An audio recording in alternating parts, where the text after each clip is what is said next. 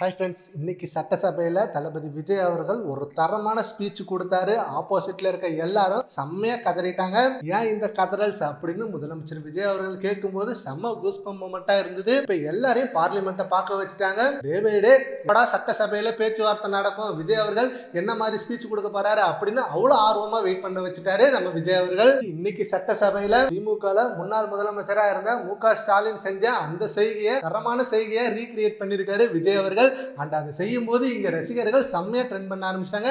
And அது மட்டும் இல்லாம நான் ஒரு குட்டி கதை சொல்ல விரும்புறேன் அப்படின்னு சொல்லிட்டு அவரோட சிக்னேச்சரான அந்த குட்டி கதையை ஸ்டார்ட் பண்ணாரு. இப்போ அந்த குட்டி கதையை சொல்லும் பொழுது பெரியவர் வெயில்ல போயிட்டு இருக்கும் பொழுது நிழல நின்றுகிட்டு இப்படி பார்த்துட்டு இருந்தாரு. அப்போ கீழே இருந்து அவரோட பேரன், என்ன தாத்தா அங்க பாக்குறீங்க அப்படின்னு சொல்லிட்டு, எங்கப்பா உங்க அப்பாவை காணும், உங்க அப்பா இங்க தானே இருக்கன்னாரு, உங்க அப்பாவை காணும் அப்படின்னு சொல்லி முன்னாள் முதலமைச்சரை செம்மையா சுட்டி காட்டி பேசின விஷயம் இப்ப சோசியல் மீடியால மிகப்பெரிய அளவுல பேசப்பட்டு வருது. விஜய் அவர்கள் சட்டசபைக்கு போறப்ப ஸ்கிரிப்ட் வச்சு பேசுறாரு.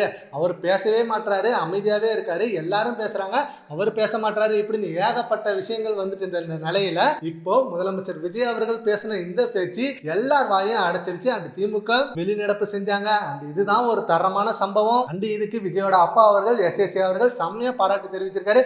இப்ப ரீசெண்டா ஒரு பிரஸ் மீட்ல கூட விஜய் அவர்கள் சட்டசபையில பேச மாட்டாரு அப்படின்னு கேட்டதுக்கு தமிழ்நாட்டே பேச விடாம பண்ணிருந்தாங்க. இப்பதானங்க அவர் சட்டசபைக்கு வந்திருக்காரு, இனிமே பாருங்க அவரோட பேச்சு பயங்கரமா இருக்குன்னாரு. இன்னைக்கு அந்த சம்பவம் நடந்துச்சு. எஸ்.ஏ.சி சொன்ன விஷயம் இன்னைக்கு நடந்தது. அவருக்கே செம்ம ஹாப்பியா இருக்கும். சரி, ஓகே ஃப்ரெண்ட்ஸ், இப்ப சட்டசபையில விஜய் அவர்களோட தரமான சம்பவத்தை பத்தி உங்க ஒப்பீனியனை நம்ம கமெண்ட் பாக்ஸ்ல கமெண்ட் பண்ணுங்க. Thank you friends.